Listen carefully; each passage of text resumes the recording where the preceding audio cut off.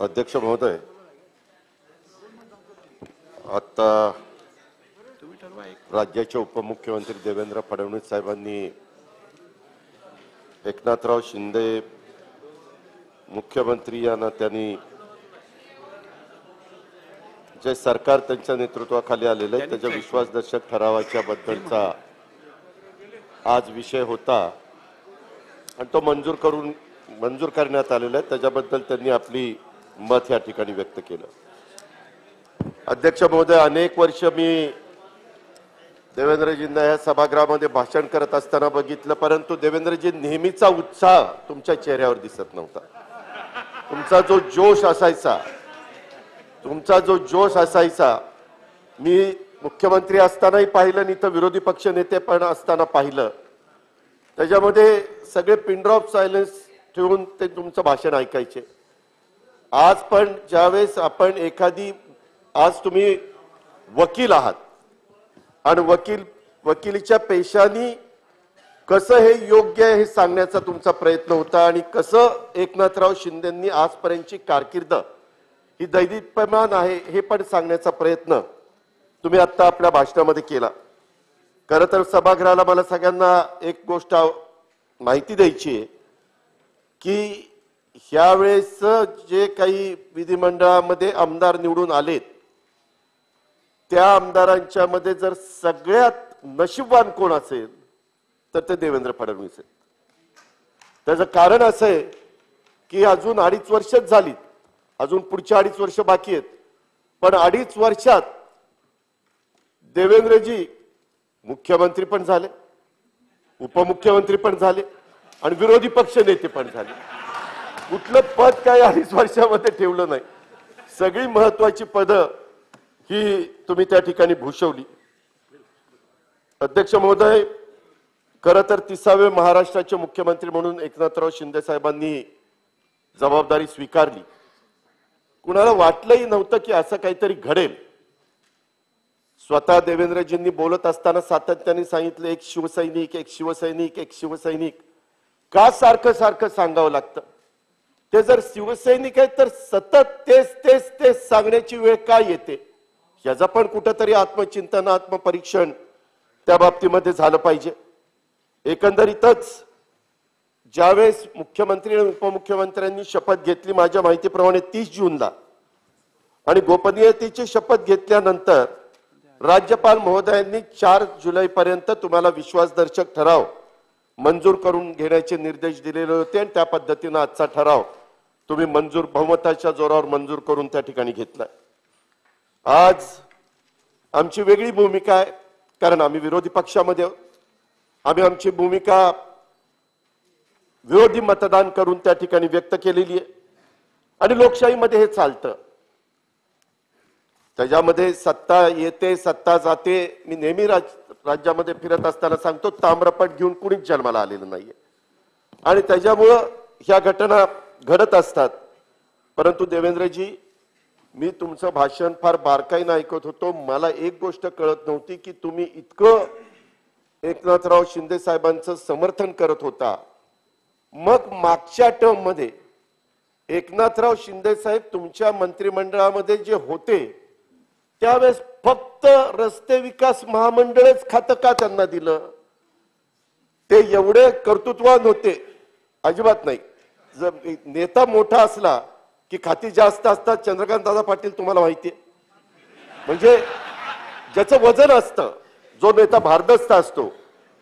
मुनगंटीवार साहेब, खरं आहे की नाही? तुमच्याकडे त्या ठिकाणी वन खातं होतं, वित्त होतं, नियोजन होतं, महसूल होतं, PWD होतं, कृषी होतं, सहकार होतं, कितीतरी महत्वाची खाती होती। जर आजचे राज्याचे मुख्यमंत्री एकनाथराव शिंदे साहेब आपण सांगताय तेवढे सर्व गुण संपन्न त्यांच्यामध्ये सगळी पात्रता होती, तर तुम्ही फक्त एक छोटंसं रस्ते विकास महामंडळ की त्याच्यामध्ये जनतेशी संबंधच नव्हता, फक्त हायवे करायचे, समृद्धी महामार्ग करायचा, टनेल करायचे, कोस्टल रोड करायचे, एवढंच होतं। जनतेशी संबंधित असणारं कुठलं डिपार्टमेंट तुम्हाला वाटलं मुख्यमंत्री म्हणून चला माझा अधिकार आहे मी आणखीन एखादं डिपार्टमेंट त्यांना देतो? का नाही दिलं? याचा पण कुठेतरी विचार झाला पाहिजे। हे विचार म्हणजे महाराष्ट्र पण विचार करेल आणि तुम्ही पण त्याच्या संदर्भातला विचार त्या ठिकाणी केला पाहिजे। आज खरं तर बऱ्याचशा गोष्टी न्यायप्रविष्ट आहेत।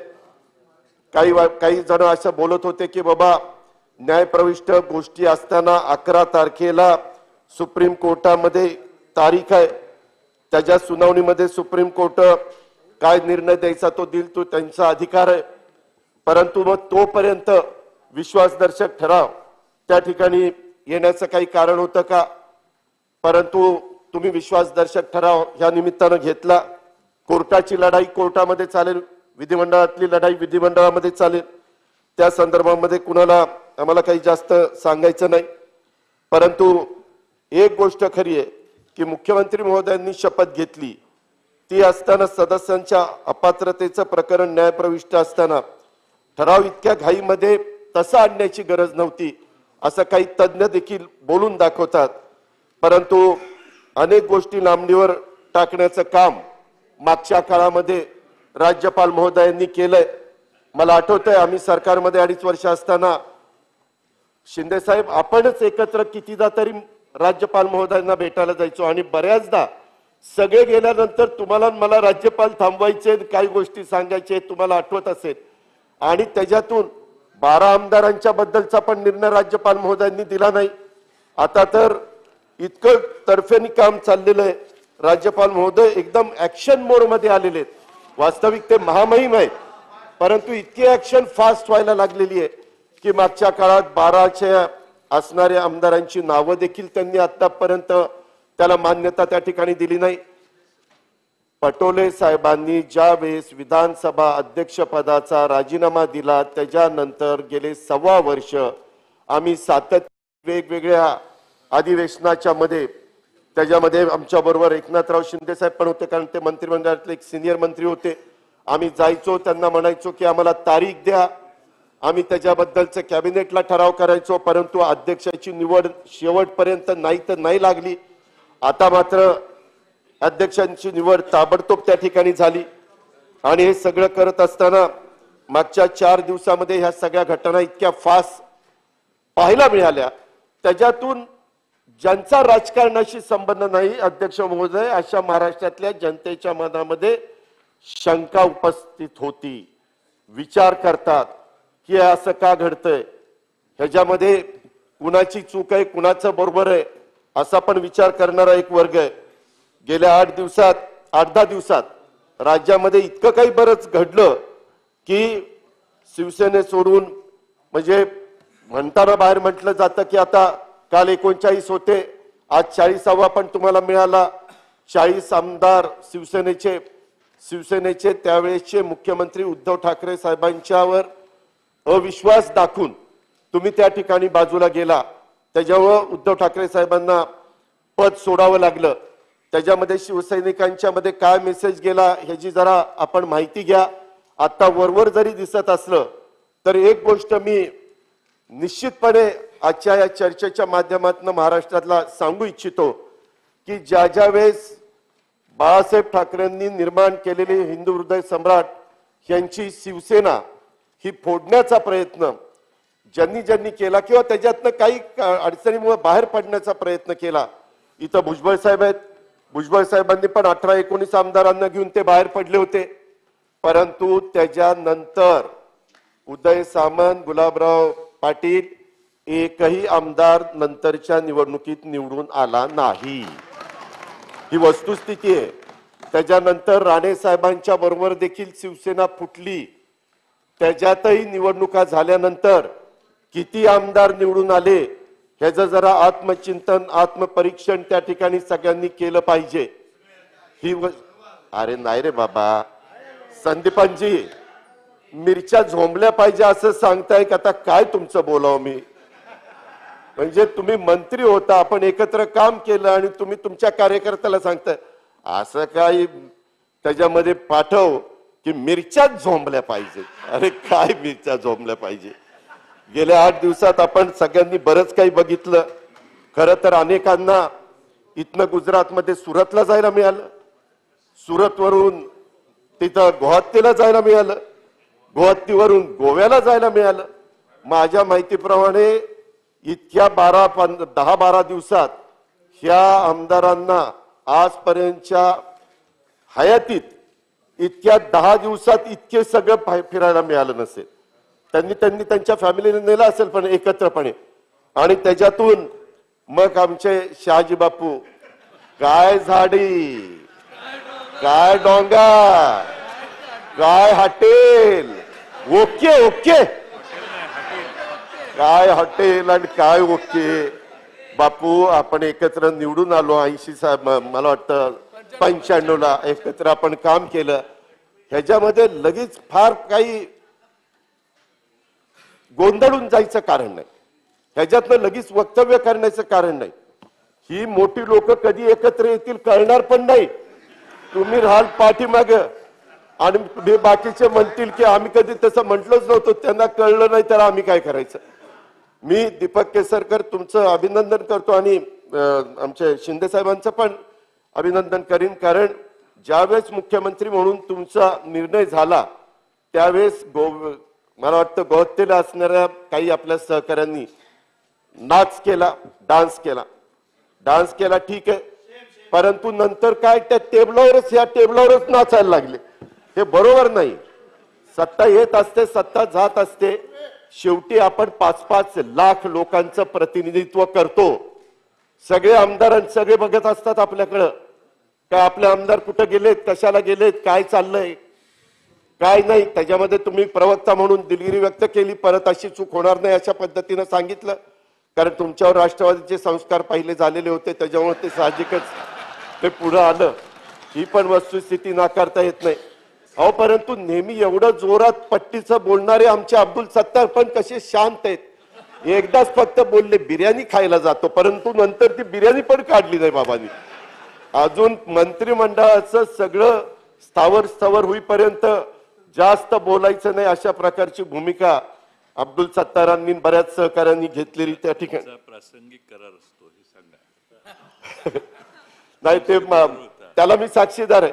आम्ही दोघं जवळ बसलो होतो त्यावेळेस तुम्ही जाता जाता आम्हाला पण सांगितलं नाही सत्तार साहेब की आता इथून मी सुरतला चाललोय. सुरतला जायच्या आधी 2 तास आम्हाला दोघांना बसून गप्पा मारून गेलेत आमच्यापासून अँटी चेंबर मध्ये बसून. ठीक आहे, हा ठीक आहे, तो तुमचा भाग आहे, तो तुमचा अधिकार आहे. प्रत्येकाला व्यक्ती स्वातंत्र्य, मत स्वातंत्र्य, त्याबद्दल मला काही बोलायचं नाही.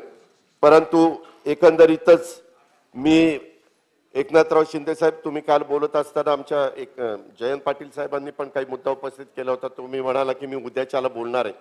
जरूर तुम्ही आता राज्याचे 13 कोटी जनतेचे मुख्यमंत्री म्हणून आजपासून विश्वासदर्शक ठराव पास केलेला आहे, त्याच्यावर कारभार त्या ठिकाणी पाहणार. हा कारभार बघत असताना लोकांच्या खूप काही अपेक्षा आहेत.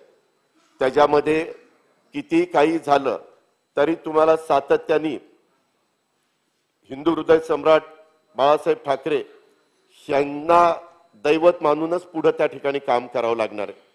परंतु हे सगळं काम करत असताना आत्ताचे शिवसेनेचे प्रमुख उद्धव ठाकरे साहेब जे आहेत ते उद्याच्याला सांगणार की बाबा माझी शिवसेना कोण आहे, त्याच्यात काय आहे, हे त्यांच्या पद्धतीने सांगणार.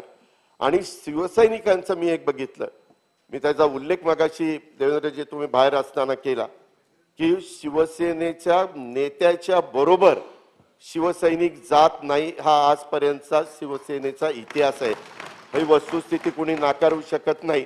परंतु आता निवडणुका पुढे जिल्हा परिषद, तालुका पंचायत, नगरपालिका, महानगरपालिका, नगरपंचायतीच्या निवडणुका येतील. त्याच्यामध्ये आपल्याला सगळे चित्र त्या ठिकाणी पाहायला मिळेल. पण एका गोष्टीचं सगळ्यांना कुतूहल आहे, मगाशी देवेंद्र फडणवीस साहेबांनी ते सांगण्याचा प्रयत्न त्या ठिकाणी केला. परंतु एकंदरीत ज्यावेळेस भाजप आणि शिंदे साहेबांच्या बरोबर गेलेले 40 आमदार असं एकत्र सरकार करायचं ठरवलं, ते सरकार करत असताना मुख्यमंत्री म्हणून 106 आमदार असणारी व्यक्ती मुख्यमंत्री होत नाही, पण 40 आमदार असणारी व्यक्ती मुख्यमंत्री होते. ह्याच्यात निश्चितपणे काही काळबेरं आहे. मी आज तुम्हाला सांगतो, हे तुम्ही वाक्य लक्षात ठेवा. कारण उद्याच्याला शिवसेनेचे भाजपचे कुणी 105 आमदार ज्यावेळेस काही मंत्र्यांच्या कामाला जातील आणि ते एकनाथराव शिंदेशी संबंधित असणारे शिवसेनेचे कोणी मंत्री असतील तर त्यांना ते बोलायला पण मागं पुढे बघणार नाही. आमच्या 105 मुळे तुमचं मुख्यमंत्री पद आहे. हा मनुष्य स्वभाव आहे. तुम्ही कुणी काही म्हणा, काम करताना लोक काय काय बोलतात, डॉक्टर कशाला नाही म्हणताय, त्याच्या संदर्भामध्ये हा मनुष्य स्वभाव आहे, हे कुणी नाकारू शकत नाही. परंतु एकंदरीतच शिंदे साहेब, आपण एकत्र 2.5 वर्ष त्या ठिकाणी काम केलं. वास्तविक तसा तुमचा स्वभाव थोडासा शांत, जास्त न बोलणं अशा पद्धतीचा आहे. एक गोष्ट मात्र खरी आहे, ज्यावेळेस 3 पक्षाचं सरकार एकत्र येत असताना काँग्रेसचे नेते, राष्ट्रवादीचे नेते आणि शिवसेनेचे नेते चर्चा करत होते, त्यावेळेस अशी चर्चा लोकांच्या मध्ये होती की शिवसेनेचे मुख्यमंत्री म्हणून आघाडीचे एकनाथराव शिंदे साहेबांचंच नाव तिथं त्या ठिकाणी येईल, अशा पद्धतीनं त्यावेळेसचं वातावरण होतं. परंतु नंतर सगळ्यांनीच ते स्वतः उद्धवजींना आग्रह केल्यामुळं उद्धवजींनी ती जबाबदारी त्या ठिकाणी स्वीकारली. वास्तविक बऱ्याच जणांना असं वाटत होतं की उद्धवजी ती जबाबदारी स्वीकारतील का नाही स्वीकारतील, आणि त्याच्यानंतरच्या काळामध्ये ह्या सगळ्या गोष्टी त्या ठिकाणी घडल्या. काय घडल्या, कशामुळे घडल्या मला माहित नाही, परंतु मला एकनाथराव शिंदे साहेबांच्या एक गोष्ट लक्षात आणून द्यायची की एकंदरीतच आपण ज्यांच्या बरोबर त्या ठिकाणी गेलेला आहात ते पाहिल्यानंतर तुम्ही भाजपची ज्यावेळेस स्थापना झाली, मला वाटतं 1980 साली, त्यावेळेस पासून भाजपने शिवसेनेची मदत घेऊन हळूहळू टप्प्याटप्प्याने पक्ष वाढवत नेला. 80ला 14 आमदार भाजपचे होते, 95ला 16 झाले, 90ला 16 वरून 42 झाले, 95ला 42 वरून 65 झाले, 99ला परत ते 56 झाले, 2004ला 54 झाले, 2009ला 46 झाले आणि 2014ला वेगवेगळ्या निवडणुका 4 प्रमुख पक्षांनी लढल्या, काँग्रेस, राष्ट्रवादी काँग्रेस, भाजप आणि शिवसेना. त्यावेळेस मात्र 122 आमदार भारतीय जनता पक्षाचे त्या ठिकाणी निवडून आले आणि आता 105 आमदार कालच्या 2019ला निवडून आलेलं चित्र आपण त्या ठिकाणी बघितलं. एकंदरीतच शिवसेनेच्या सोबत राहून भाजपने त्यांची ताकद वाढवण्याचं काम केलं. प्रत्येक जण आपापल्या पक्षाची ताकद वाढवण्याचं काम त्या ठिकाणी करत असतो, त्याच्यामध्ये वेगळं काही नाहीये. शेवटी आघाडी असली तरी आता पण शिंदे साहेब त्यांच्या ग्रुप वाढवण्याचा, त्यांची ताकद वाढवण्याचा प्रयत्न करणार, त्यांच्या विचाराच्या लोकांची, आणि देवेंद्र फडणवीस साहेब भाजप वाढवण्याचा प्रयत्न करणार. परंतु शिंदे साहेब, मी आजपर्यंत महाराष्ट्रातल्या लोकांना कोणाला बोललो नव्हतो, परंतु आज मला सांगायचंय, तिकडं गेल्यानंतर ही अनैसर्गिक युती आणि काँग्रेस आणि राष्ट्रवादीने, विशेषतः राष्ट्रवादीनं आमच्यावर अन्याय केला, आमच्यावर अन्याय केला, आमच्यावर अन्याय केला, अशा पद्धतीचा पाढा वाचण्याचं काम अनेकांनी केलं. वास्तविक देवेंद्रजी, चंद्रकांत दादा, सुधीरजी, बबनराव, हरिभाऊ, नाईक साहेब, तुम्ही सगळ्यांनी, तुम्हाला माहिती आहे, गिरीशजी, अशोक शेलार साहेब, मी काम करत असताना असा भेदभाव सहसा कधीच करत नाही. मी काम करत असताना ह्या सभागृहाला माहिती आहे 2 कोटी रुपये आमदार, 1 कोटी रुपये आमदार निधी होता, तो 2 कोटी रुपये मीच अर्थमंत्री असताना मागच्या काळात केला. यावेळेस आम्ही आलो तेव्हा शिंदे साहेब आपण 3 कोटी केला आल्या, दुसऱ्या वर्षी 4 कोटी केला, आता 5 कोटी केला, 5 कोटी केला. अजिबात भेदभाव केला नाही. 288 आमदारांना सगळे पैसे मिळाले पाहिजे, ती भावना देखील आमच्या मनामध्ये नव्हती. डोंगरी विकास निधी वाढवला, त्याच्यामध्ये कुठं भेदभाव केला नाही. आणि शेवटी आपल्या सगळ्यांच्यामुळे हे आघाडीचं सरकार होतं का, त्याच्यामध्ये भेदभाव करण्याचं काय कारण आहे? आणि तुम्ही सातत्याने सांगतात की ह्यांनी आमच्यावर अन्याय केला, ह्याच्यावर आमच्यावर अन्याय केला. मला सभागृहाला या निमित्तानं सांगायचंय की खरं तर नगर विकास खात्याला शिंदे साहेब पहिल्या वर्षी 19-20ला 6 महिने आपलं सरकार होतं, 3061 कोटी रुपये आपण दिले. 20-21ला 2177 कोटी दिले, 21-22ला 4052 कोटी दिले आणि आता 2645 कोटी आजचे आपण सत्तेवर आल्यापासून 12000 कोटी दिले. शिंदे साहेब, त्या दिवशी तुमचं माझं बोलणं झालं होतं, आपण खासगीत ते बोलत होतो की बाबा अजून मला निधी पाहिजे. मी म्हणालो होतो की 18 तारखेच्या पुरवणी मागण्यामध्ये निश्चितपणे शिंदे साहेब अजून नगर विकासला 1000 कोटी रुपये निधी देण्याच्या बद्दलचं मी तुम्हाला सांगितलेलं होतं. आपल्या दोघांचीच अँटी चेंबर मध्ये चर्चा झाली. मी सभागृहाला आणि महाराष्ट्राला सांगायचं, मी अजिबात भेदभाव करणारा माणूस नाही. कारण शेवटी राज्य चालवायचं असताना सगळ्यांनाच आपापल्या परीनं निधी लागत असतो आणि त्या पद्धतीनं नगरविकास खात्याला पण निधी दिला, पर्यटन खात्याला पण निधी दिला, कुठल्याच खात्याला. आणि देवेंद्रजी तुम्ही मुख्यमंत्री होता, शेवटी मुख्यमंत्री असतात तेच फायनल शेवटी हात फिरवतात ना बजेटवर किंवा कुठल्याही विभागावर.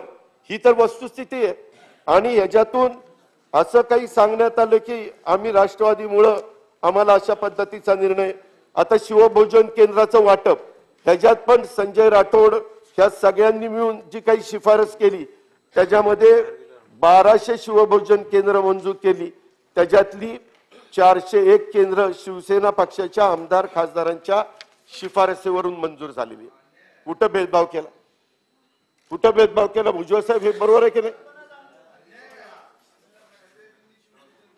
अहो शिफारसीनं अहो उद्याच्याला तुम्ही आता मंत्री झाल्यावर तुम्ही काय एक मिनिट पक्षाच्या मुळे नाही मी म्हणलं, आमदार जो लोकप्रतिनिधी आहे लोकप्रतिनिधींच्या शिफारसीनं आपण अनेक जण आपल्या आपल्या शिफारसी करत असतो. तशा पद्धतीनं भाजप शिफारस करते, शिवसेना शिफारस करते, काँग्रेस शिफारस करते, राष्ट्रवादी शिफारस करते. ह्याच्यात वेगळं काही मी सांगितलेलं नाही. अध्यक्ष महोदय, त्याच्यामध्ये गेल्या शिवसेना आमदारांना एकनाथ शिंदे साहेबांना 366 कोटी रुपयाचा निधी त्यांच्या मतदारसंघात दिला. संदीपान बुमरांना 137 कोटी. उदय सामंत तुम्हाला 221 कोटी रुपये दिला. उदयजी, ज्या वेळेस तुम्ही माझ्याकडे आला मी कधी तुम्हाला मोकळ्या हाताने परत पाठवलं नाही. आपण रत्नागिरीमध्ये पण कार्यक्रम घेतले. मी उलट तुम्हाला म्हणायचो करा, आपण करूया, सगळे मिळून करूया. कधी त्याच्या संदर्भातला भेदभाव केला नाही. दादाजी भुसे 306 कोटी, गुलाबराव पाटील 309 कोटी. दादाजी तुमचं तर ऍग्रिकल्चरचं काम 750 कोटीचं शेवटी आपण सगळ्यांनी केलं. अर्थात ते गरजेचं होतं, केलं, उपकार केले नाही, परंतु कधी आपण एकमेकाच्या मध्ये अंतर पडून दिलं नाही. शंभूराजे देसाई 294 कोटी, अब्दुल सत्तार 206 कोटी, अनिल बाबर 186, महेश शिंदे 170, शहाजीराव 151 कोटी, महेंद्र थोरवे 154 कोटी. अशी यादी आहे. सांगायचं तात्पर्य की ज्या पद्धतीनं तुम्ही महाराष्ट्रामध्ये असं एक दाखवण्याचा प्रयत्न केला की राष्ट्रवादी काँग्रेसकडे अर्थ विभाग असताना अर्थ विभागाच्या बद्दल नुसतं तुम्हीच काही बोलला नाही, काही आमच्या काँग्रेसचे पण मातब्बर नेत्यांनी पण त्याच्यातनं आमच्यावर आरोप त्या ठिकाणी केले. पण मी तिथं जास्त काही बोललो नाही की कुठं त्यांनी आर्यला आर्य म्हणायचं, आपण कार्य म्हणायचं, अशा पद्धतीने मला वाद त्या ठिकाणी वाढवायचा नव्हता. मला या निमित्ताने एवढंच सांगायचं की ठीक आहे, तुम्हाला वाटत होतं ते अनैसर्गिक आघाडी झाली किंवा अमुक झालं तमुक झालं, त्याला वेगळी काही कारणं असू शकतात, परंतु कारण नसताना राष्ट्रवादी काँग्रेस पक्षाला महाराष्ट्रामध्ये ह्या निमित्तानं बदनाम करण्याचा जे काही मधल्या काळामध्ये घडलं ते लोकांनी मनातनं काढून टाकावं, एवढीच ह्या संदर्भातली माझी आग्रही भूमिका आहे. ही पण गोष्ट मला आपल्या सगळ्यांच्या लक्षामध्ये आणून द्यायची. अध्यक्ष महोदय, आज राज्याचे मुख्यमंत्री म्हणून एकनाथराव शिंदे आमच्या सातारा जिल्ह्यातलेच आहेत, ग्रामीण भागातले आहेत.